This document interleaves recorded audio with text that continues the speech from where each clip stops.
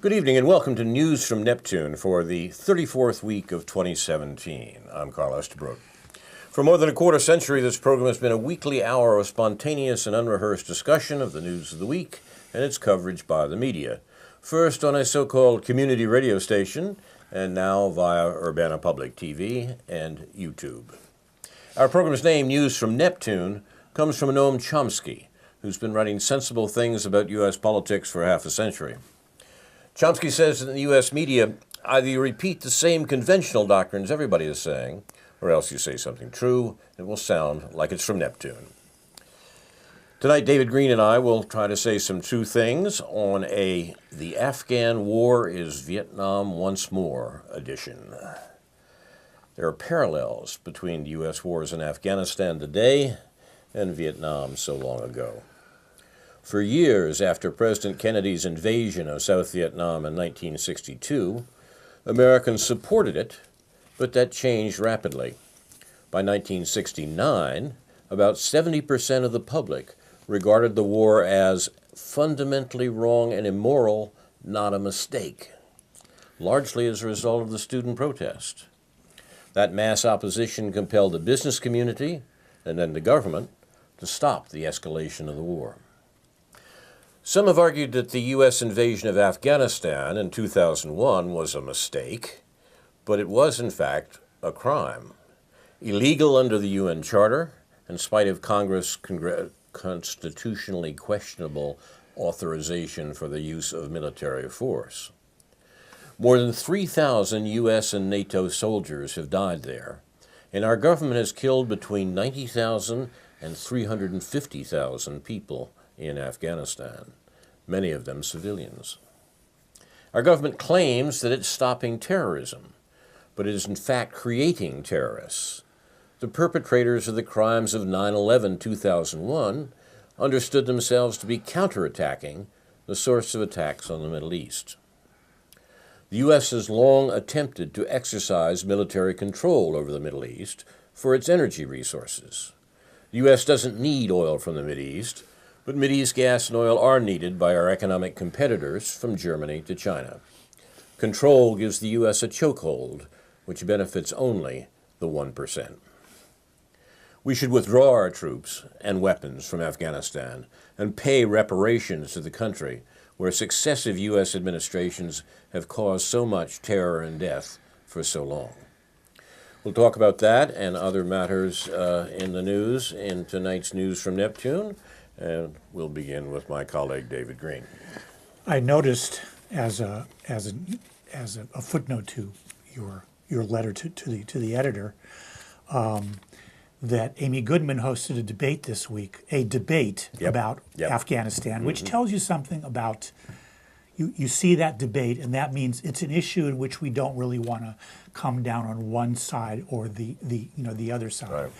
And the debate was between our friend, I think safe to say, Kathy Kelly, and another woman. I'm sorry, I probably should have noted her name, but you can look her up on the Democracy Now! Website. A woman who represents an aid group, I guess what you call an NGO, working in Afghanistan since then, whose organization doesn't take a stand on whether or not our military should be there or not. And that may be understandable in some ways at some level, but that doesn't mean that she provides a credible voice in terms of whether or not we should withdraw from there.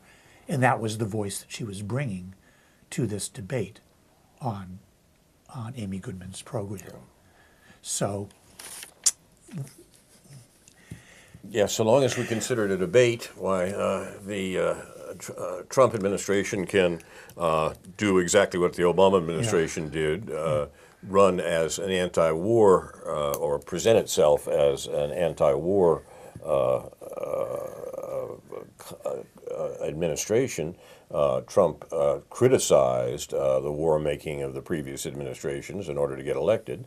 And Obama, of course, was the anti-war candidate against the warmonger John McCain in 2008 in order to get elected. Both of them, Obama and Trump, when they got into office, immediately sent thousands more troops to Afghanistan. So much for being an anti-war candidate in any form at all. So it's discouraging, but not surprising to hear Democracy Now!, which has been so equivocal about American wars for so long, do something like this in the program this week. But as you say, it's good that they put the splendid Kathy Kelly on. Kathy Kelly from Voices for Creative Nonviolence in Chicago has been one of the most outspoken Americans about the war making of the last 15, 16 years in Iraq and Afghanistan. One of the 10 people that keeps God from destroying the universe, probably. And because of that, what she has to say is quite valuable. And I mean, the other woman who she debated, certainly is working with people who are doing some necessary aid work there. And of course, her logic, it has to do with the vulnerability that groups like hers might feel were the U.S. to withdraw its troops, especially from Kabul and areas that are the few areas that I guess are relatively government secured in Afghanistan. So it isn't to paint her as being a bad person, but Kathy Kelly also runs back and forth to Afghanistan, works with groups of youth there, perfectly well understands what the dangers are there, but still holds fast to the idea that we need to withdraw. It's always half a cup. It's like, no, Medicare for all. No, we got to get there gradually. No, we can't withdraw from Afghanistan. Got to do it gradually. Well, of course, that's the only way that you would do it, but you set that goal. But of course, now with Trump's concept, Trump got a hold of a concept, and the concept was that we can no longer deal with time in our strategy in Afghanistan. We have to deal with conditions in our strategy there. But let me get to my laundry list of two things: one relatively short thing and one relatively long thing. The short thing was provoked by a column in the New York Times yesterday by a woman of ill repute named Ayaan Hirsi Ali, married to a historian of ill repute named, is it Niall Ferguson or Nigel Ferguson? Niall. Niall. And you may know about Ayaan Hirsi Ali. She is a woman. She is an African woman who was in Holland for a while and has been under protection of the Dutch government because she's been said naughty, so bad things about by the Islamic extremists whom she opposes. And ironically, in this kind of twisted way, the Southern Poverty Law Center, her article decried the fact that the Southern Poverty Law Center has put her on their hate list. And so, boy, what a festival of bad actors we have here. How do you sort them all out? Yes. But you've got to know the irony, because I'm sure it's lost on most readers, most New York Times readers, that the SPLC deserves an enormous amount of criticism. And in fact, to reinforce that, what Jeffrey St. Clair chose to do this morning was to republish a column that he and Alexander Coburn had written, I think, back in 2009. The head of the Southern Poverty Law Center, Morris Dees, was one of Alex Coburn's most. He took as much pleasure in trashing Morris Dees out of all the people that he loved to trash during his long and productive journalistic career of trashing mostly well-deserving people. Yeah, but he trashed him as a hypocrite for raising immense amounts of money for SPLC on the grounds that they were the only ones out there talking about these terrible threats being posed by rightists and racists in various places. Right. They're a pretty despicable group, there's no question, the Southern Poverty Law Center. Which is hard to explain to our liberal friends sometimes, who are kind of shocked because, the SPLC, the ACLU, whatever, aren't they just good guys? Aren't they just pointing out hate? No, what they're doing is collecting an enormous amount of money. Apparently their balance at this point is $338 million And By stoking the fears. by stoking the fears in terms of identity politics. Exactly. And this needs to be pointed out over and over, even when there's an upsurge, an alleged upsurge of hate in this country, of extremist hate, even the white hatred, the white identity hatred, which we love to point out, since it's not quite as appropriate now to point out Islamic hatred because of the manner in which things have played out since 2001. But I mean, one of these haters, the reason this played out this way is Ayaan Hirsi Ali is one of these haters. And the SPLC pointed out her hatred, and she wrote a column about it. And there you have it. The rest is history, yes. Yeah. That's her husband's. Niall Ferguson has been an apologist for some of the worst policies of the British and American government, and has done so from a position that he has achieved in the history profession. A professor of history in Britain, and then at the United States, at what Noam Chomsky used to call the Academy for the Passive and Obedient, that is Harvard University. And from this perch, he has been a particularly disgusting propagandist for some of the worst tendencies in American politics. Yeah. So in that sense, they're well matched, I guess. Yeah, and she's out at the Hoover Institution. I don't know how they conduct this marriage, but I guess that's none of my business. But she's out at apparently she and her bodyguards are out at the Hoover Institution in Palo Alto, California, and she is doing whatever she does there, which really isn't a whole lot. I mean, the Angry Arab blog this morning pointed out that nobody in the Arab world cares about Ayaan, has heard any more of Ayaan Hirsi Ali. They don't care about her. They don't want to kill her. They've never heard of her. So he may be overstating it. He's given to a little hyperbole once in a while, which is why his blog is entertaining as well as informative. But still. I was provoked. I used to follow the hate biz pretty closely. I grew up in a household in which we received literature from the Anti-Defamation League of the B'nai B'rith, which was, of course, obviously more concerned about anti-Semitism back in the 1950s and 60s, but was, of course, a reputable organization until it became,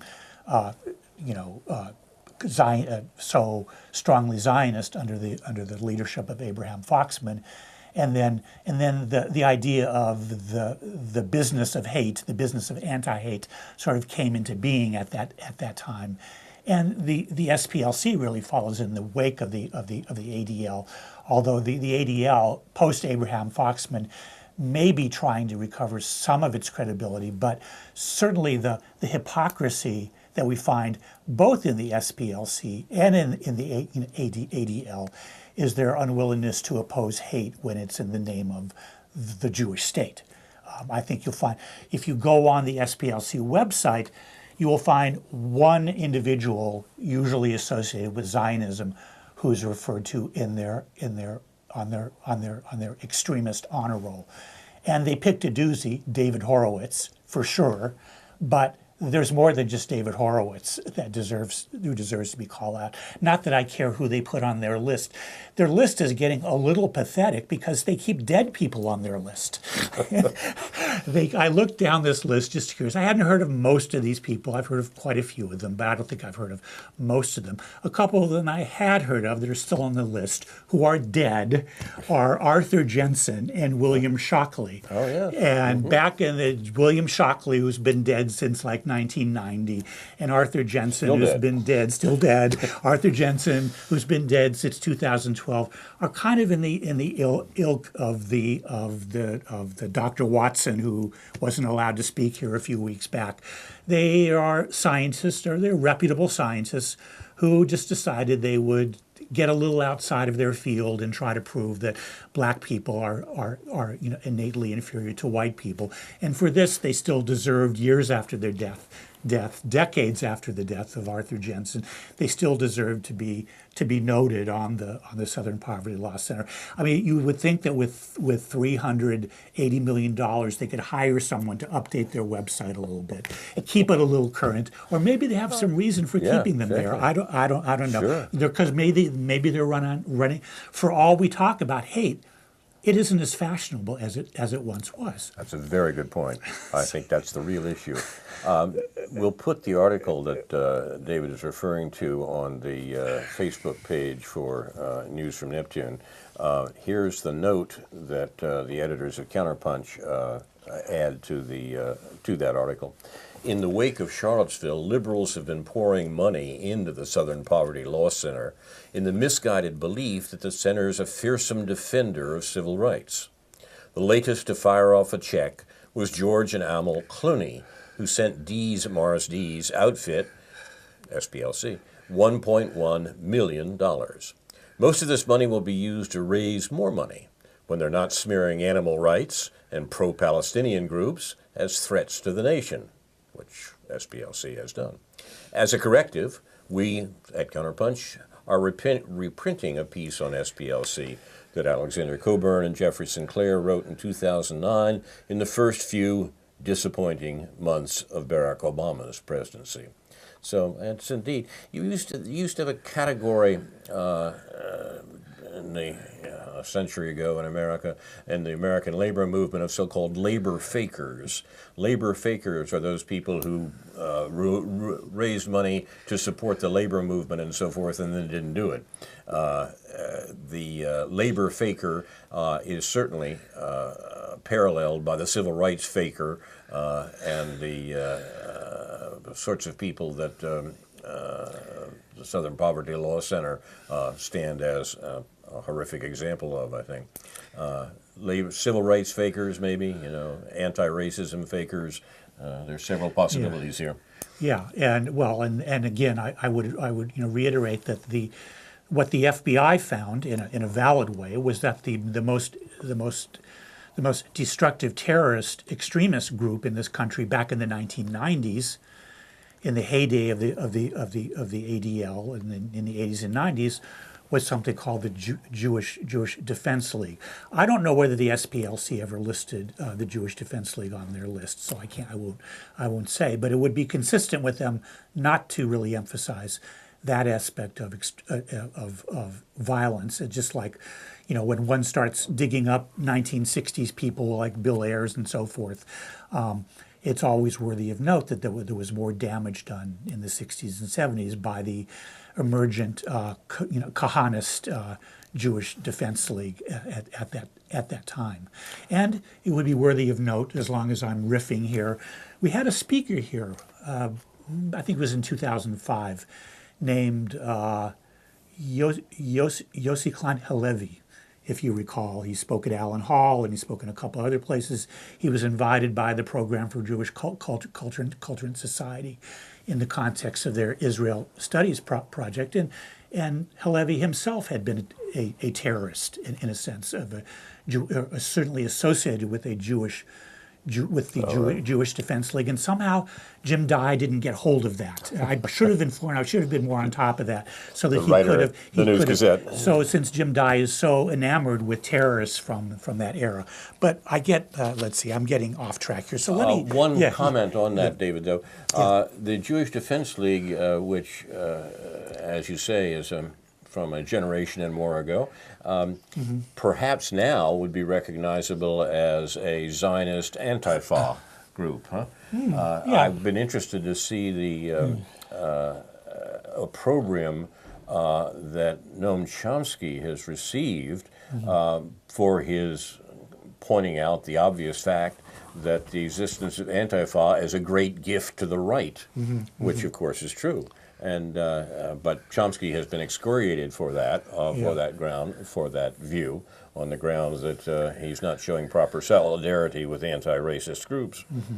Yeah, one thing that needs to be noted, parenthetically, in relation to the evolution of the Jewish Defense League and of the pro-Zionist movement in this country, beginning in the early 70s, was that the movement to save Soviet Jewry sort of saved the Jewish Defense League. They were, to a certain extent, to this extent that they were able to begin to market their program in defense of Soviet Jewry, not just in terms of Zionist extremism and support for Israel. And this was a little prior to when you had settlements in occupied Palestine, the way they have there. There's a complex story to be told there. I'm not sure if it's been told. I think people have sort of hinted at this, but I'm not sure if there's been work done on the program to save Soviet Jewry, but what all that was in the context of U.S. politics, in the context of Israel-Palestine and Zionism, I'm not sure that story has yet to be told. So there's a darker side. There was a darker side to the effort to save Soviet Jewry, which was a way to sanitize Zionism, not to put too fine a point on it.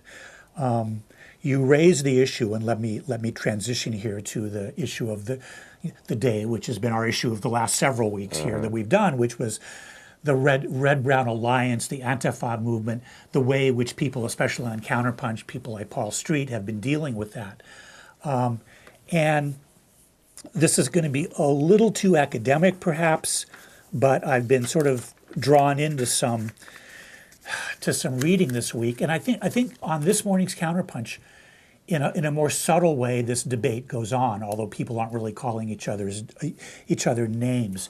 I think if you read quite in the same way, not Paul Street, who wrote the top column there, a guy named Rob Urey, I think, wrote a column, who has been regularly publishing good stuff, usually from economic and very materialist, what I would call materialist, if not Marxist perspective.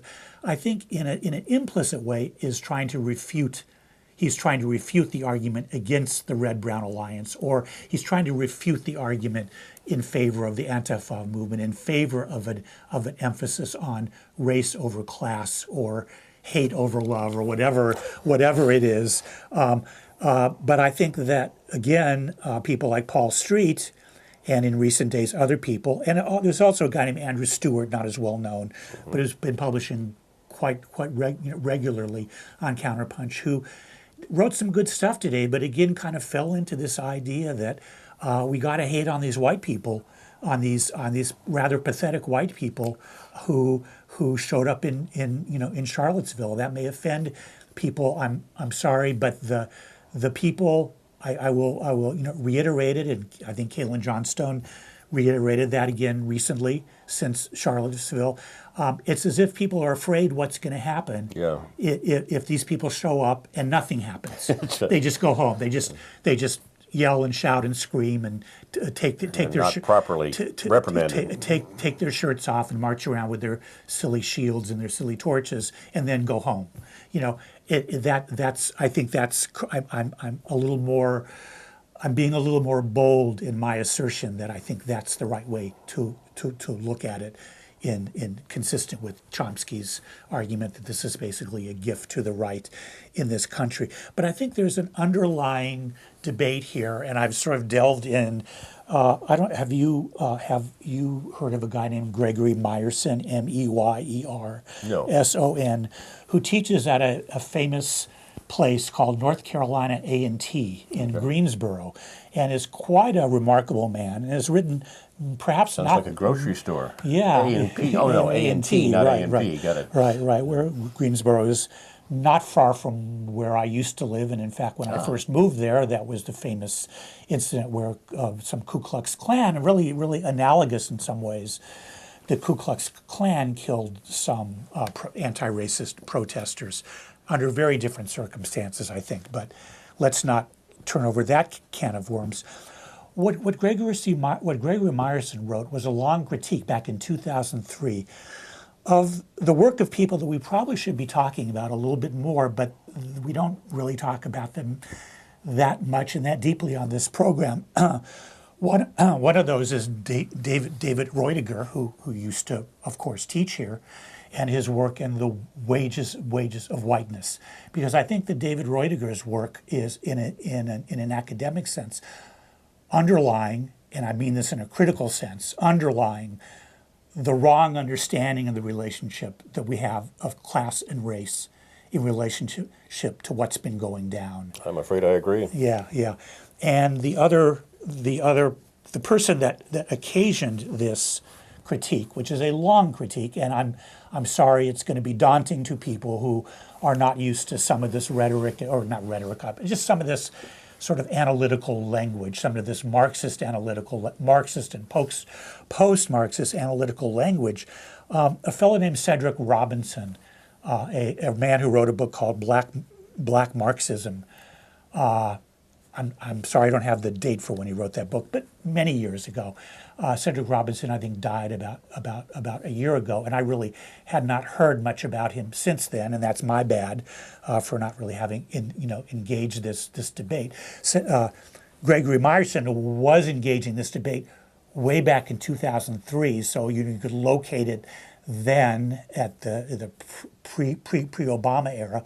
He was engaging this debate in relation to his criticisms of Robinson and the notion that there even is such a thing as black Marxism. He was engaging Roediger and the notion that there is such a thing as the wages of whiteness in the way that Roediger argued it. He was also engaging a fairly well-known writer who teaches at UCLA, Robin D.G. Kelley, who he sort of lumped in, I think fairly, although with some exceptions, to the black Marxism argument and what is wrong with the black Marxism argument and how it impedes our understanding of race and class.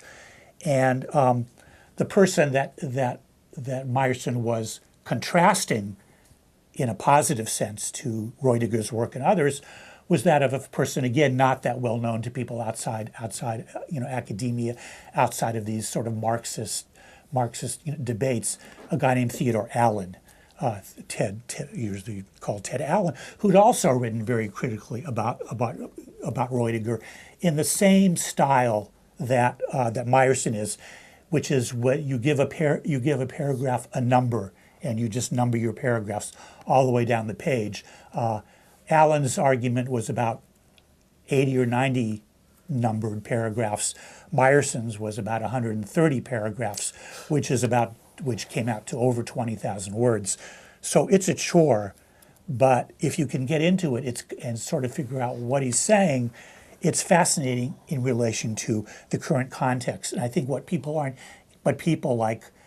the people that have been writing on Counterpunch, including Paul Street, but more people, the ideas that Eric Draitser has been promoting both on Counterpunch and his Counterpunch podcast. I listened to Draitser's interview with Paul Street from a couple of weeks ago, pre-Charlottesville, last night, just so you wouldn't have to, and so that I could say that I heard them out. Yes. And it was pretty awful. I mean, Draitser is just obsessed with this notion of white identity and Trump being a used car salesman, but what's going to happen with fascism after Trump? There's a lack of specificity about what they're talking about, who they're talking about. With Anthony DiMaggio, who's been writing a lot of this on Counterpunch, and also Thomas Edsall. This is where the left meets the liberal left meets each other. The guy, not the car. Yeah, Thomas Edsall in his column on Thursday talking about all the survey reports that shows that people who voted for Trump value their white identity more than people who didn't vote for Trump. And I'm finding this it's pervasive. And the more you think, is there something wrong with me? Am I not getting something? What's the business with white identity? A good leftist materialist analysis isn't based on the notion of identity. It can't be. You could talk about identity in the context of that, but I think what Rob Urey was doing this morning in his column on Counterpunch was to try to bring us back to a material basis for understanding what's going on in this country now and for understanding many things, including Charlottesville, in that context. You're watching News from Neptune. We're talking about the observations that we're getting from various places, none of them perhaps quite innocent, on the current state of politics in the U.S.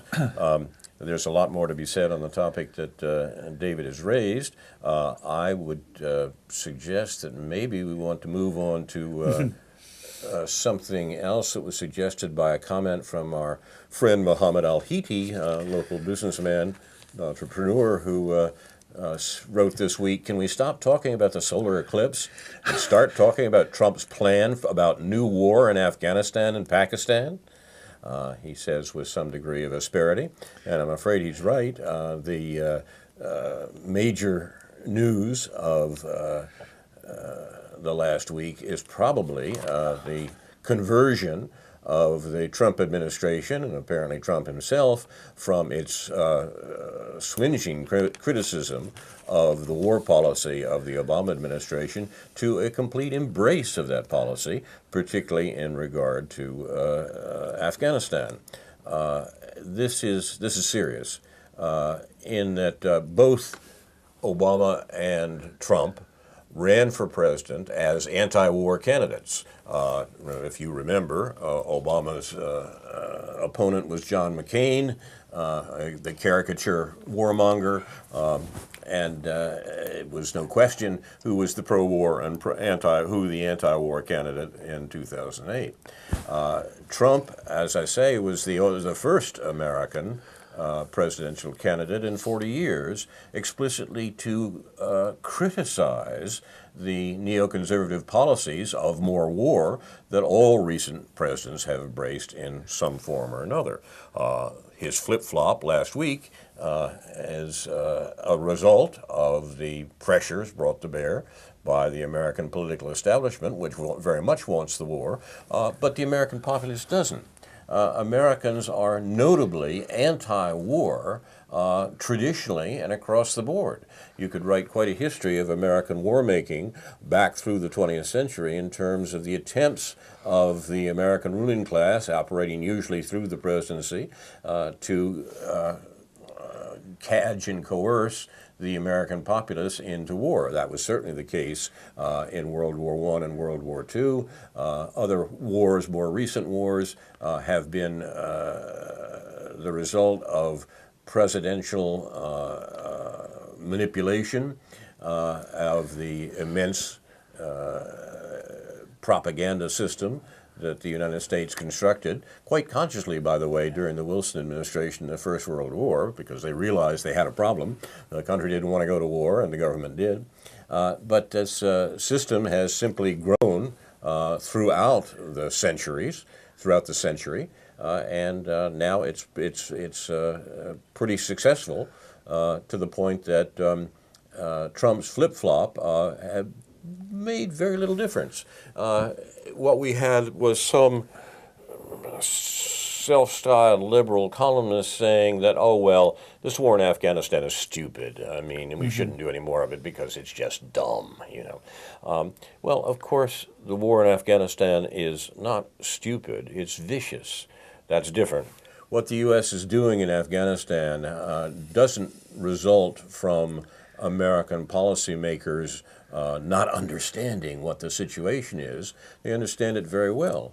And they also understand, as they have for many years, since the American National Security Advisor in the Carter administration, Zbigniew Brzezinski, constructed jihadism by rounding up the most fanatic fighters he could find, arming them, and sending them into Afghanistan to, as he said, give Russia a Vietnam of their own. The point of the Afghanistan war has never been fighting terrorism. It certainly was not revenge for 9/11, as the Bush administration pretended. The point of Afghanistan for American policymakers has always been it's a wedge between China and Russia. Afghanistan, Pipelineistan, as the excellent commentator Pepe Escobar calls it, Afghanistan is a base in the American foreign policy tradition of preventing, by any means necessary, the economic integration of Eurasia. Afghanistan is a part of the great game, as it was for Britain in the 19th century, in the sense that it has to do with the geopolitics of the region. The war in Afghanistan is not stupid in the sense of the means and ends of the U.S. government. It's vicious, and it's about the profits of the 1%.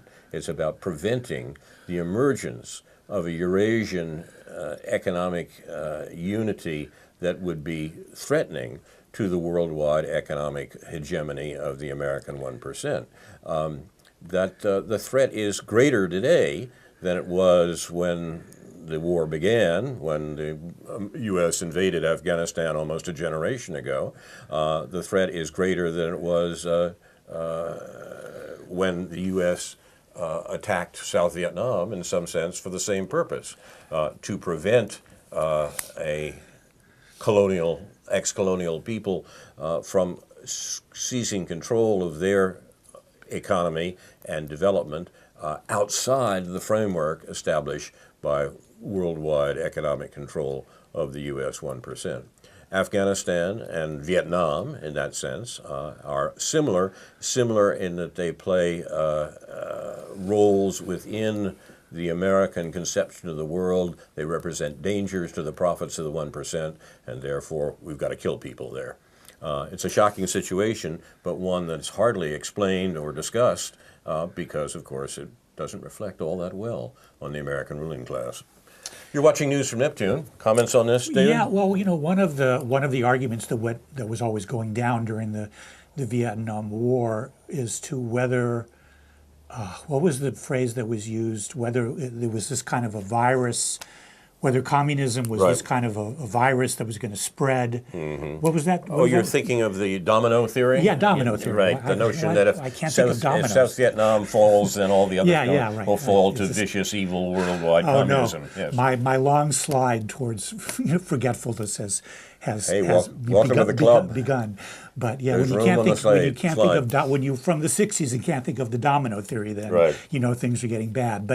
But yeah, and long ago and far away. But I think the irony about reflecting on that debate was that I think people like Chomsky argue, in a sense, that the domino theory was right. Yes. That they correctly. That people point. argued against that. Well, if Vietnam falls, other countries aren't going to fall. But the point was that our political leaders well understood that if Vietnam set an example of a kind of a third way in the positive sense, and not in the Tony Blair sense of the word, but in the post World War II sense of the word, in the non-aligned nation sense of the word, in the sort of nationalist, socialist nationalist, not national socialism, that's Nazism, but socialist nationalist populist movements. That would indeed sort of infect or make it easier for other countries to follow that path apart from the world that was at that time, of course, pitted the United States versus the Soviet Union. The phrase that was coined, I think, by a former head of Amnesty International about what Vietnam represented to, say, the Kennedy administration in 1960, what Vietnam represented was the threat of a good example. Right. A good example of a post-colonial country that could organize its economy in the interest of its own people and not in the interest of foreign colonialists, and that could do that successfully outside of the control that the United States had of the whole region, after all, after the Second World War. I mean, the story really begins for the United States with the morning after the end of the Second World War, when the U.S., largely not by its own efforts, woke up to find itself basically in charge of the world, certainly the economic world. And what the U.S. was doing from 1945 on, point was the U.S. had emerged from the war as the only major country that wasn't seriously damaged by the war. Even the supposed winners of the Second World War were quite seriously damaged in their economies, and the losers, of course, were destroyed. The U.S. suffered neither fate. Let's put that differently. The U.S. suffered no such fate. The U.S. lost a fraction of the people that, say, Russia lost in the war. Americans forget that the American forces were latecomers to the Second World War, and the result of this was that the American worldwide control was taken for granted by American planners, and when they suddenly realized that not all the rest of the world was going to fall in with American plans all that readily, they constructed a new Cold War in order to have those advantages that had come to the U.S. from the Second World War again. Now, in Vietnam, what happened was that the Vietnamese threw off their colonial masters, the French, who tried to reestablish their colony in Vietnam after the defeat of the Japanese, who had thrown out the French before. And the U.S. Was disturbed enough by that they finally attacked South Vietnam in order to prevent the economic development that would be the threat, domino-style threat, of a good example, of a country that did indeed organize its economy that way. The U.S. went to war in Vietnam to destroy the Vietnamese economy because they were not taking orders properly. This is a pattern, unfortunately, that was repeated throughout the post-war period when American presidents killed between 20 and 30 million people in countries that were refusing to take orders. Vietnam is just a particular example, a particularly awful example of this American policy. It's something that we, as contemporary Americans, should be more aware of than we are, but we're protected by a propaganda screen that means that we will, in the next couple of weeks, as a matter of fact, next couple of months, see a great deal of Vietnam War celebration with aged veterans, people as old as we, walking around and saying, oh yes, I served my country and I defended freedom and so forth, and we killed 4 million Southeast Asians. This is a problem that should be rectified. Yes, I notice that the News Gazette editors, who don't usually opine too much on national and international issues, they much prefer to have a column about a local kid who murdered some other local kid and deride how aimless these lives have become. But they did editorialize in support of Trump's Afghan surge or Afghan policy in a pretty peculiar way, in a pretty strange way. Just it was sort of like, well, what else can we do? This isn't working, but we can't get out. And there's still Islamic terrorists around the world who want to kill us. They're still kind of playing the as if it was September 12th, 2001. There's these people that still have to be killed that are sort of incorrigible enemies. But I think it's what's kind of interesting in its absence is when is the last time you ever read a letter to the editor in the News Gazette? I've read them every day, probably for 15 years now. And when was the last time? I don't recall ever seeing a pro-war letter. I mean, a letter that said, yeah, we should send more troops into Syria. Yeah, we should bomb Yemen. Yeah, we should fund Israel, even supporting Israel. You didn't really find during the Gaza massacre of 2014, the most recent one, you didn't find letters from people saying, yeah, Israel's doing the right thing and we should support that. It was all about Stephen Salida and what he said about that and so forth. And now you don't have anybody writing letters supporting Trump's policy among our usual right-wing friends whose letters we so look forward to reading and in the newspaper. None of them are they're excoriating leftists and Marxists and socialists or whatever their particular screwy idea of what a leftist and a socialist and a liberal and a Marxist really are, but they're not supporting war. And that, once again, I think is not a new phenomenon. I mean, the First World War examples are important. So are the Second World War examples.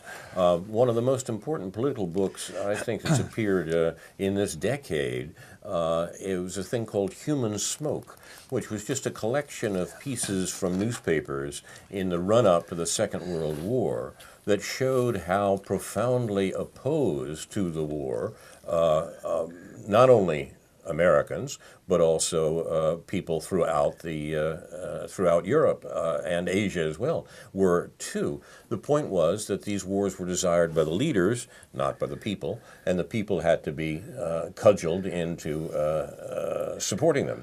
And that's the real history of the American anti-war movement and the anti-war movements, the European anti-war movements as well. What is distressing in this last week is that President Trump, who spoke for this anti-war sentiment during the campaign, has been converted, by one means or another, to support for it. Gary Leop, who writes for Counterpunch, too, said this week, even as Trump continues to astonish two-thirds of the people with his outlandishness, he's becoming increasingly normalized as a leader on foreign and military policy. What did CNN's Fareed Zakaria say after Trump dropped the MOAB, the huge bomb, on Afghanistan last April? Quote, he just became president of the United States. He's dropped a huge, so tell me, Zakaria said that. What did MSNBC's Brian Williams say about the pointless strike on a Syrian military base that same month? Quote, we see these beautiful pictures at night from the decks of these two U.S. Navy vessels in the eastern Mediterranean. I am tempted to quote the great Leonard Cohen, I am guided by the beauty of our weapons. Close quote. You can't make this stuff up. This is what our major news broadcasters are saying in this country about Trump's conversion to the murderous policies of his predecessors. Gary continues, what's wrong with these mainstream press people? Military action brings good press, as a rule. What's amazing is the shallowness of public memory. I think he's being a little harsh there. But the public is, it's not up to the public to remember these things. We're supposed to be told about them by media and teachers and so forth. Given the determination of cable news directors and anchors steeped in State Department talking points and assumptions, to depict the creeping military coup against Trump's outlandish ideas that we shouldn't go to war, just as a return to responsibility, the likely acceptance of a wider war in Afghanistan as something that just can't be helped once you study it in detail from every angle, except for those of the Afghan people. That's what we get from the media. It's no surprising that most Americans who have no interest in supporting these foreign wars say, well, you know, that's what the official smart people are saying. That's what the media just told me. Hey, look, Brian Williams and Fareed Zakaria said it. Therefore, it must be right. And the fact that Trump has been forced to get with the program, that Trump is forced to go to do as Obama did and send more people to create more death and destruction in Afghanistan, that's taken as par for the course, and in a sense, of course, it is. There is another side to this, though, and one that was put out by an interesting comment by David Stockman.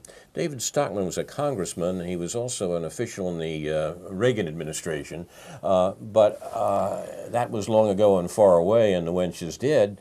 And the fact of the matter is that Mr. Stockman has learned something in the generation that he's been out of government.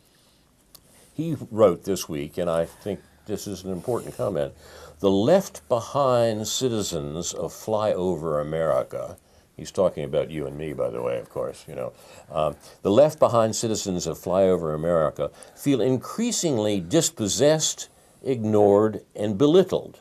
They thought they were voting for American first when they made Trump president.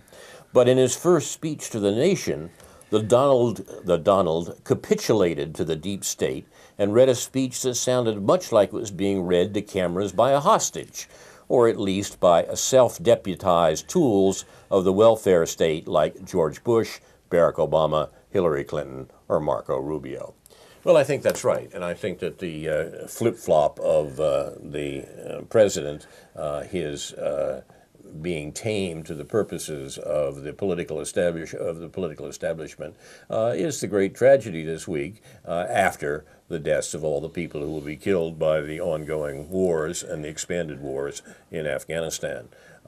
If we were involved in a real political discussion, this would be the issue, not the question of whether Mr. Trump is nice to women or not. Yeah, let me note a couple of things. It's always strange to me that, like in the interview that I listened to between Eric Draitser and Paul Street, they never mentioned the libertarian anti-war right. It's as if it doesn't exist. No. And it seems like they need to grapple with that, and I wonder why they refuse to grapple with it. That's in the whole context of this red-brown alliance, this whole furor that Caitlin Johnstone has stirred up. It's as if people like, I'm sure Paul Street perfectly understands that there's this website, antiwar.com, that it keeps going, that there's Ron Paul, that there's 3 Republican congresspersons who were the only ones who voted against sanctions to Russia and so forth, that there's all this stuff going on. Is that just nothing? And the other thing they say in the wake of this speech, if I recall, if I'm not getting my wires crossed, their general tone is, well, if you were one of the people pointing out that Trump was opposed to neoconservative pro-war policies while he was campaigning, well, aren't you stupid for ever having believed that in the first place? That's basically their argument now, is that, and it's true that people had every right to be skeptical of that. But the reasons to be skeptical of it have to do with the kind of person Trump is, but the reasons to be skeptical of it have to do with what happens to people who say things like that when they become president, when they actually get power, which is what you pointed out at the start of this program. So there's just this in the whole debate over the red brown, the whole Antifa thing that's going on now. There's an unwillingness to acknowledge that there is a non-neo-Nazi, non-skinhead right, call it right if you want, libertarians who, yes, are not socialists, who don't agree with me on who I view as crackpots in a lot of their views about the way society should be run, but that are genuinely anti-war. Do we care why they're anti-war? Do we care why the antiwar.com website is anti-war? It seems like they've deserved some respect. I have a nephew, Aaron Stockard, who's a scriptwriter in Hollywood, and he sent me this week a note. More U.S. troops in Afghanistan? Same old nonsense from the powers that be. Barack Obama in 2009. As your commander-in-chief, I owe you a mission that is clearly defined. Donald Trump in 2017. From now on, victory will have a clear definition. Barack Obama in 2009. The days of providing a blank check are over. Trump, 17. Our commitment is not unlimited, and our support is not a blank check. Obama, 2009. We must deny Al-Qaeda a safe haven. Trump, 17. We must stop the resurgence of safe havens that enable terrorists. Obama, 2009. We have no interest in occupying your country. Trump, 17. We are not nation building again. Aaron comments, maybe a new scriptwriter at least? You've been watching News from Neptune.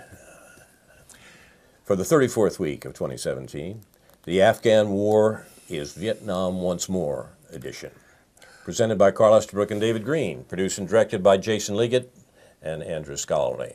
With thanks to Dr. No, J.B. Nicholson for research. Closing comment?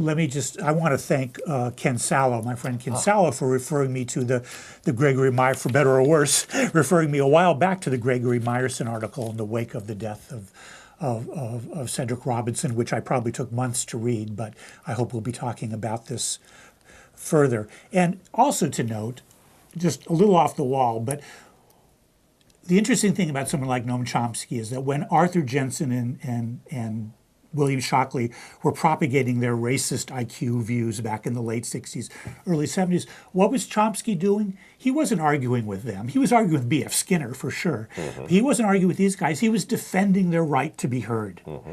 And that's, again, there you go with Chomsky. Well, and of course, in the history of Noam Chomsky's politics. He's taken an immense amount of heat over the years for his defense of Robert Faurisson, the French historian, whose views were roundly condemned by those who suggest that hate must be stamped out whenever we hear it, and we have to be sure that we put our fingers in our ears so that we don't hear stuff like that, and probably throw them into jail too. Inshallah, we'll be back next week with a new edition of News from Neptune to remind you, in the words of Edward de Vere, what's past is prologue, what to come and yours and my discharge. In the meantime, confusion to our enemies, and a good night to you.